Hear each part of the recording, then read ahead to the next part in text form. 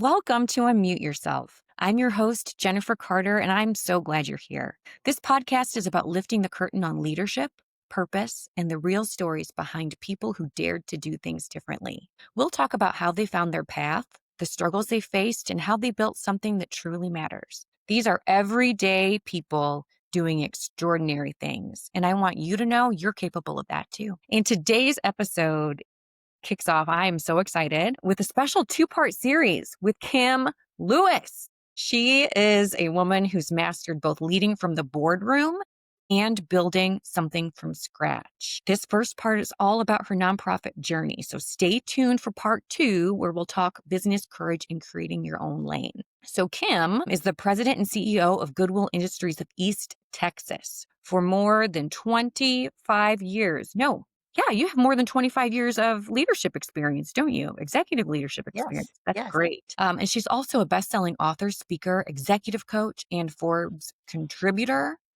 Y'all, I just can't wait for you to hear about Kim. Okay. As a founding member and past chair of the Goodwill Industries International Diversity and Inclusion Committee and winner of the 2020 D&I Champion Award, she set the bar high for inclusive innovation in our sector. So Kim, thank you so much for joining me today. Thank you, Jennifer. I'm glad to be here. It's so exciting. And so y'all, I met Kim, I don't know, 10 years ago, maybe? At Uh, least, At least, maybe 15. probably She was 15. probably, yeah, she was my mentor when I came out of an executive development program for Goodwill. It's just a wealth of knowledge. So let's just get to it, Kim's.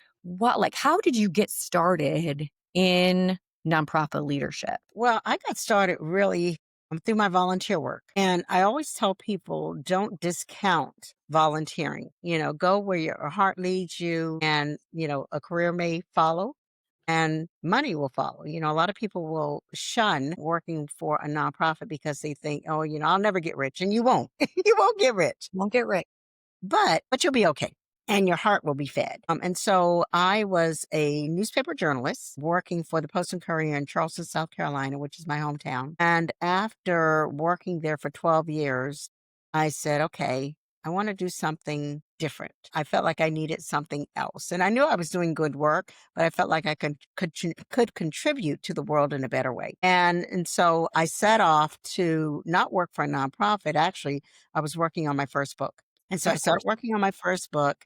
I was volunteering at my daughter's school and volunteering with other organizations. And eventually that led me to the two collided. I started doing a little bit of freelance work for another local weekly newspaper, and interviewed a woman who became my mentor, Helen Singletary, and she had started a not-for-profit and several businesses. So she was an entrepreneur and just had a heart to serve people. And I worked with her for about a year. And then I said, okay, I've got to, if I'm going to work, I'm going to work. Very tiny organization. And so I needed to expand my career. And so then I specifically went looking for a nonprofit organization because that had already touched my heart.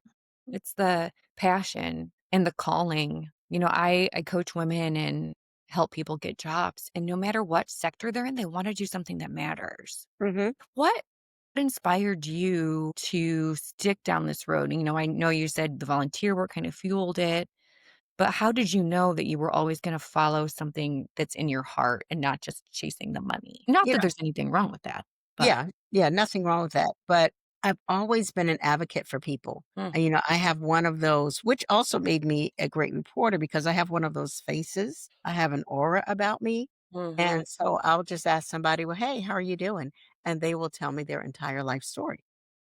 Yep, I get that. And like, okay, all right, So I've always, had that rapport with individuals and really getting to the heart and the meat of what the issues were. And because I was a reporter and I did a lot of research, I also knew what the resources and solutions were. Mm, And so everything that I did in my career as a reporter and then, as an entrepreneur, because I'd started a business at that mhm. particular time, and then working in nonprofits, it all came together. And I was able to use all of those skill sets. When you first started, right, in nonprofit from being a reporter and you moved into your first executive leadership role, how did you I guess the words are maybe wait, like break free or decide you're not waiting for permission or somebody else to tell you that that's okay. Because one thing that I know about you is you make things happen no I matter think what. So I how do Jennifer, you and I are very much alike. yeah, we have fun. And I think it's stubbornness. It's just stubbornness, you know. I don't want to be told no. Even how I approach work in the nonprofit sector here at Goodwill is instead of you telling me all the 50 ways that something won't work, give me one or two ways that it could work. Mhm. And let's do those and then tweak it. And then if it doesn't work, okay, we'll put it to the side or we'll come up with something else, you know, three or four reiterations of something until we figure it out. And I think that's, you know, it's that tenacity and not being willing to take no for an answer, even from myself. Mm. How do you do that? Like, how do you just push through and not just say, screw it, I'm not doing this anymore. Forget You know, it sounds cliche, but I do it scared anyway. But I'll tell you, I learned that because the book that I told you about, it tell us. took me 17 years to publish it.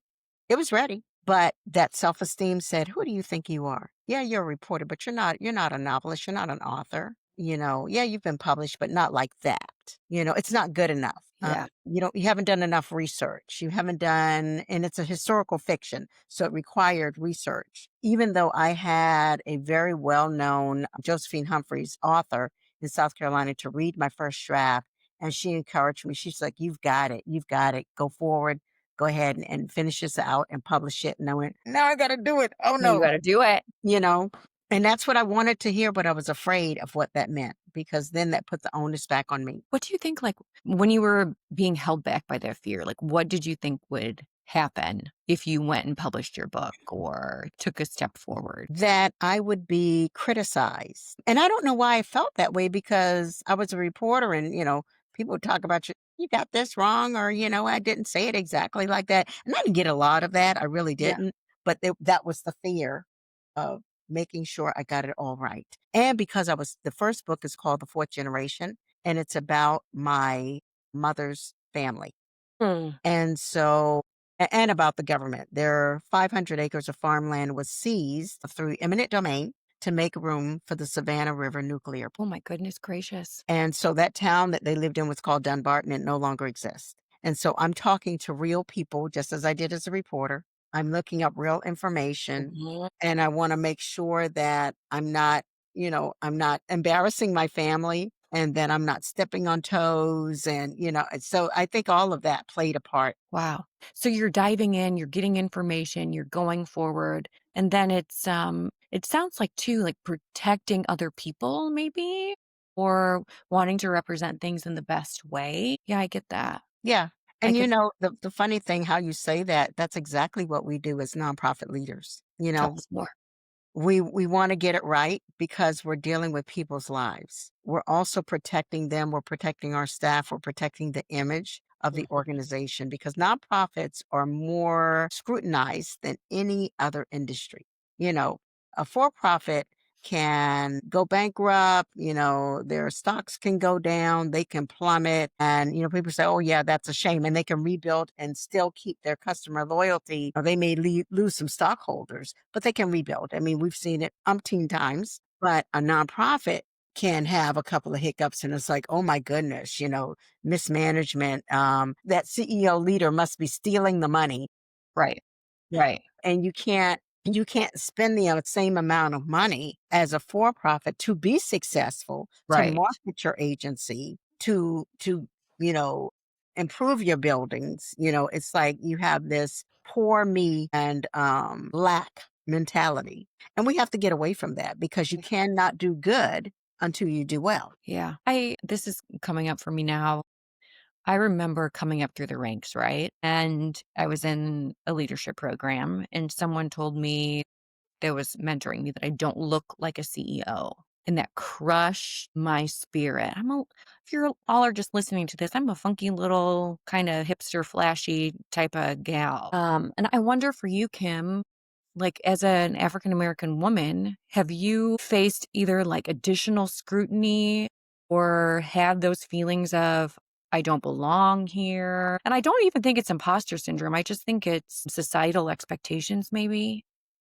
Right. You So, know, I certainly have received the same kind of scrutiny. Not like I don't look like a CEO, but I don't look like I belong, or people would be mhm. surprised. And it didn't matter which, it could be male, female, black, white. One of the things that I used to chuckle about, and I think this is what helped me to not stress over it because I Yeah. would laugh about it. Yeah. So many times I would walk into a room and I might be at a meeting where I don't know anybody. And, they'll ask for comment and I will comments and I will say one thing, one sentence. And I will have people coming up to me saying, "You're so eloquent." Duh. I want to say, duh. What do you think? What did you What expect did me to sound like? right. And I've had that so much. I don't get it so much. I get it a little bit now, Yeah. but not so much. But early in my career, I got that all the time. And ironically, not as a reporter so much. I think because they expected reporters to have a certain amount of intelligence and education and eloquence about them. And I was a newspaper reporter, but I had started a little bit, did an internship in TV. But when I got into the nonprofit sector, oh yeah. And then I've also been drilled on, well, what are your qualifications? Yeah, how'd you get that job? Because they didn't want to say it because, But so what do you like? How do you even respond? it depends on who's asking.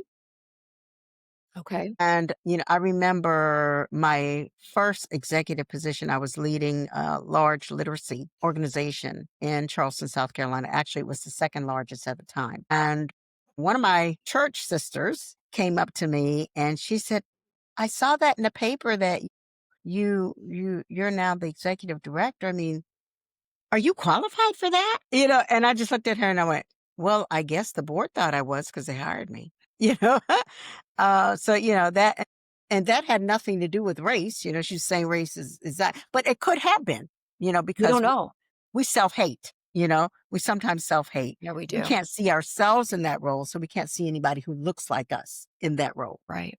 Right. So because you've worked so much on diversity and inclusion at a national level and within your organization, can you talk about like why is diversity a necessity at every level in an organization and what you see the benefits are?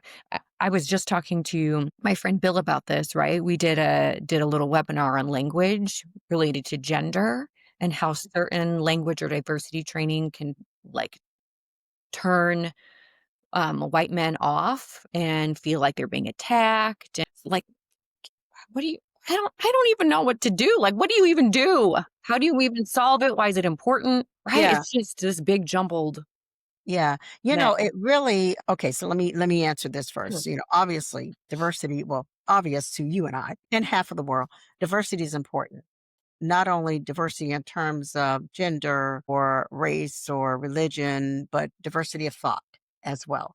And all of those things, Mhm. your race, your religion, your gender, how you were raised, where you were raised, where you went to school, the food that you were raised around, raised eating, what your grandparents did for a living, all of those things play into who we are, right? Mhm. It's a rich, wonderful tapestry. And that is what you bring to the table when you work with an organization because you bring all those different ideas. I can't relate to things that I've, necessarily haven't been involved in, seen, or even heard of, and Yeah. vice versa. Those are things that I can learn, but I don't know what I don't know. And so I can learn things from you. You can learn things from me, Mhm. and we can build this table together. And that's what makes it, that's innovation. That's what innovation is all about. And Yeah. so those are really the reasons why it's important. And I know McKinsey and Company has done many studies over the last 15 plus years on equity and equity Mhm. of women and diversity in the workplace. And 33%, I think was the last number I saw, companies do 33% better who are diverse than Mm. those who are not diverse because of the diversity of thought and lived experiences. That does not mean that you don't hire the best person for the job. You Yeah. hire the best person for the job, but you make sure that your pool of hiring is diverse so that you can get truly the best people for the job. The Mhm. best person for the job may not be a 50-year-old, white woman or a 60-year-old white man. No, it may be a 30-year-old African man or a 25-year-old Indonesian woman, Mhm. We don't know. you know? Brought in a Exactly. fool. So Yep. everybody brings something different. Great. So you've been in the nonprofit leadership space for a long time Mhm. and moving those visions forward, first it was literacy work in South Carolina, right? And now at Goodwill in East Texas. And you've built a very, I would say, stable team over the years. They've been there a long time. So how do you bring other people along to believe in the work that you're doing and that you want to push forward? I always, leadership begins at the top, and the importance of a diverse workforce and diverse leaders also begins at the top, and you have to be intentional. And so it's not just your staff members, but also your board. And so what I do, and I've done this for decades, Mhm. I look at, first of all, the community that we're in. What are the demographics? Who are we serving? What are the demographics there? And how do we match and best mirror those demographics on our board and in our staff, and particularly leadership? Because we can say, "Oh yeah, we're a diverse organization. Look at how many Latinos we have, and look at how many Hispanics we have. Are they in leadership positions?" Yeah. Yeah, that's the question. Are they in leadership positions? Because if they don't have a seat at the table, the leadership table, they can't make decisions. They can Provide any provide some influence. input. Right. Yeah, they can provide input. If you ask them and take their input, they can provide influence if you allow that influence. But if you're closed off to it and you're just saying, we're already diverse. We have people with disabilities, we have, Right. black people, we have, Catholics, we have Muslims, they go down this long list, and I've heard it all. This long list. Okay, so who's really leading the organization? What is your board like on Right. the leadership team? And what's the pipeline? Do you have a pipeline? And you can, and it takes time. And when I was in West Virginia is not a very diverse Right. place. Right. Mhm. Yeah. So I really had to be intentional. I had to go and, just start meeting people and whispering in the hallways and taking them from other jobs. I'm not Yeah, a I can imagine. talking to people, at my church and, seeking out, who's different, who's different. And sometimes people don't even want to say that they are. So West Virginia has a large Lebanese community, but I didn't know that. many do not identify as Lebanese. They identify as white because they're trying to assimilate. That's what they've Mhm. been taught, to assimilate. If they're a light-skinned Hispanic, they're going to assimilate sometimes as a Caucasian person because they want to be accepted. They don't want to stand out. They want to kind of just go with the flow. Well, I don't have that option. Right. Right. I am who I am. So, you take it or leave it. Right. Yeah, the people are often, they're feared being kicked out of something or not Right. included. And And if that's what you see, of course you're going to hide a bit. yeah. And some of it is fear. And it's fear, and it's legitimate fear. It's fear on, and we're seeing that in today's society right now in this current political specter, if you will. We're seeing that where people are afraid to be themselves, they're afraid to mix and mingle because they don't want to be pointed out, called out. Mhm. And they're not doing anything wrong, but it's like the fear of the spotlight being on them.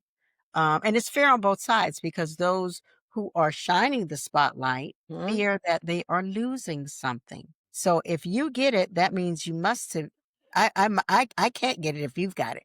It's not that it's something that can be equally shared. If you get the job, that means I didn't get the job. Instead of having an abundance mindset that there's enough for everybody. There's enough for everybody, and we help each other, and we grow together. When you're just listening to you speak, like what lessons are standing out for you? Like, especially for women who feel unseen or underestimated in their careers. I would say, and I talk to women a lot about this. So many times they're not appreciated, and there were times when I was not appreciated.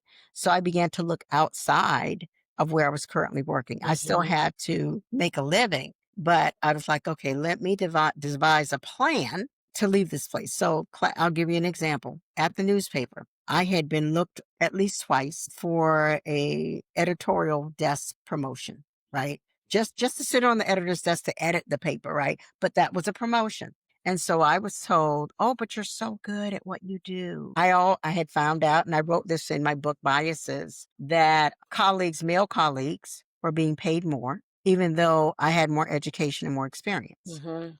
And they were also being promoted over me. And so I sat back and I thought, will I get to that promotion if I stay? And the answer was eventually. And then I said, okay, how long will it take? It might take 5 years. And then the third question is, am I willing to wait?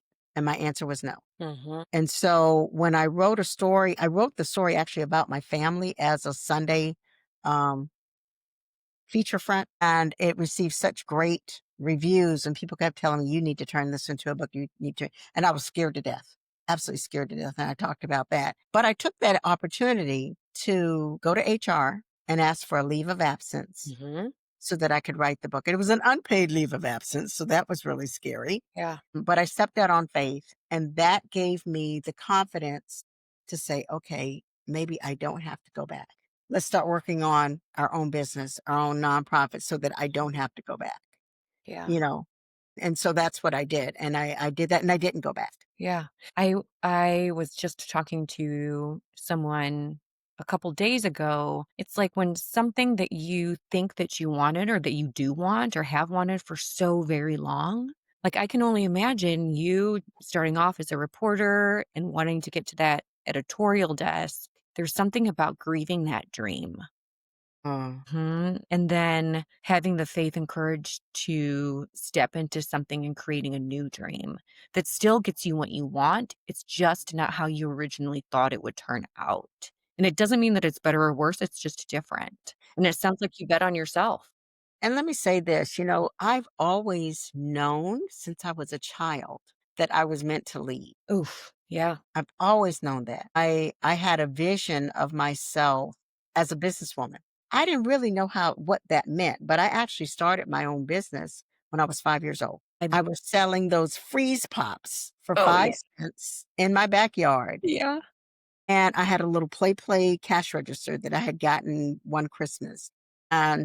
And so the kids in the neighborhood, it's hot in South Carolina just like it is in Texas. And so they'd be out playing. Well, we had stores around, but they had to cross the highway or go, Yeah. a good little distance. So my backyard was very convenient. And I made quite a bit of money, on those freeze pops. So I always knew I wanted to be an entrepreneur. I wanted to be a businesswoman. I wanted to be a professional. And Mhm. I would actually sit there and see myself, visualize myself working in an office, working in a setting, being independent, walking down the street with a briefcase. And Yes. carry a briefcase. But Yes. I was walking down the street with a briefcase and I saw myself traveling. And I had seen something on television about Paris. You And wanna that go to stuck in my Paris. head. And it was like, Yeah. going to Paris. And Period. period. Period. So it's just, I really believe too in manifestations. And I think, I tell women, we've got to talk to ourselves, and we're so quiet about our dreams Mm, and our aspirations. We don't say it out loud, even to ourselves, even in the bathroom mirror. But we have to start doing that to build up our confidence and visualize ourselves there and then take action. And that action, it may take you a month to get there. It may yeah. take you a year to get there. It may take you 10 years to get there. But you won't get there if you don't take action and you don't see yourself there. Yeah, and people can't see it. They get stuck seeing it. So that's the first step, right? Is thinking Hmm. through like what you really want and what does that look like? And it Yeah. could be as simple as you have a briefcase and you're going to Paris, Hmm. right? Well, Kim, this has been so wonderful to speak with you. So let's just close with a few quick fire questions. Okay. So just answer the first thing that comes to mind. What is one lesson you've learned that you wish everyone knew? One lesson I've learned that I wish everyone knew is about consistency. Just keep You going. have to be consistent, even in what we're doing now. When you start a podcast, you start a blog, you start a business, there are certain things that you have to condition yourself to do every single day, every single week, whatever that cadence is. And you have to be consistent. I can't tell you how many people I've seen start things and within a month they have stopped, Yeah. and I'm not talking about, the New Year's resolutions when they, swear off chocolate. I don't know why you do that anyway. Why, yeah, why would anybody ever do that? That's just silly. But when you're talking about your dream, you're writing a book and they start writing the book and then they put it down and they don't pick it back up. They start a business, they start a podcast and they put up 2 episodes and then you never see them again. You have to be consistent. Right. Beautiful. Thank you. If you could go back and tell your younger self one thing, what would it be? You're going to make it. In one sentence, what does leadership mean to you today? Leadership means building your staff, building your circle of influence, building your industry, your business. So it's not just about, and that's what I've tried to do throughout my career. I don't just confine myself to Goodwill Industries. I am a global leader. And so I'm in all different circles doing all different things. And I'm building with those other leaders who think like I think. I just got chills. Mic drop moment. I'm telling you. Okay, what's the boldest choice you've made that's paid off? I think I know what you're going to say, but I really don't. So let's see. Okay. I would say the boldest choice was leaving the paper A because had I scary- not done that, I wouldn't be here. I wouldn't have done all the things I have traveled the world. I wouldn't have done all the things that I get to do on a regular basis. You made it to Paris, didn't you? I did a couple of Yeah, times. Just love it. came back from London. Good. Oh, that's amazing. Oh my gosh. So what's the next big dream you're chasing? Oh my goodness. So a couple of dreams. Okay. But I think the next big dream is I kind of want to get back to my journalism roots just a tiny, tiny bit. Mm-hmm. One of my passions has a little bit to do with Goodwill, has nothing to do with the nonprofit sector, and it's tablescaping. I know it's strange, right? Like setting up beautiful tables. Setting up beautiful tables, but my dream is to go further than that and have conversations with change makers around the world about how they make space at the table for others around a beautiful tablescape. That is deep and fascinating. Do you think is that going to be a book? It may be a book, but I'm thinking it's going to be some type of stream TV. I'm in. I'm here for it. I can't wait. You let Mhm. me know when, and we'll Yeah. be watching. Yes. The wheels are turning. The wheels are turning. Creativity. Well, Kim, this has been such a powerful conversation. Thank you for sharing your story and your wisdom. But before we wrap, I do have 2 final questions. If listeners walk away remembering just one thing from this conversation, what do you hope it is? I want them to walk away knowing that they can make room Mm, for other people. It doesn't take anything from them. And when you walk into that room, bring somebody with you, pull up a chair, and help them to find their voice in that room. that's perfect segue. On a more personal note, what has it meant for you to share your story here on Unmute Yourself today? Of course, spending time with you is always Yeah, wonderful. we have a good time. But I think the work that you're doing is so important. You don't have to be, a millionaire or, some movie star athlete to make a difference in the world. Right. And you are shining a light on people, everyday people who are making a difference. And so I'm privileged to be here with you. Well, thank you so much, Kim, because we are all just everyday people Hmm. who make a difference and we don't give ourselves enough credit Yeah. or other people much credit. They think it has to be this big, fancy, powerful thing. And just by living your mission, right, you get to help people every single day. Hmm. Yeah. So how can listeners connect with you and support your work? So is that donating, volunteering, amplifying the message? Like what's the best first step? I mean, I think the best first step is go to our website, Goodwill Industries, East Texas. Look there and it will tell you how you can participate in any of our programs, how you can advocate for Goodwill. Goodwill is more than the stores. We do so much in the community and around the world. We are an international organization. And a lot of people don't realize that. So all the profits from the stores go to supplement what you need, the revenue that you need to provide all the services from education to job search to counseling programs to housing programs, business leadership programs, you name it, we do it. So much. Well, thank you again, Kim, for joining me. And thank you to everyone listening for showing up, for reflecting. Oh my gosh, you guys, I need to allergies, Texas. Thank you, Texas. Sorry. But thank you for unmuting yourself in your own way. And now be sure to join us for part 2 of this conversation, where Kim and I talk about her journey into entrepreneurship. My friends and I call that Kim entrepreneurial greatness, and how she's helping others find purpose through her company, Motivational Muse. So if today's conversation inspired you, please share this episode, subscribe, and stay tuned for more stories of leaders creating work that truly fits and matters. And if you'd like to support the podcast, consider making a monthly donation on Buzzsprout. It helps us bring these stories to you and share more voices that matter. So until next time, unmute yourself and step into the story only you can tell.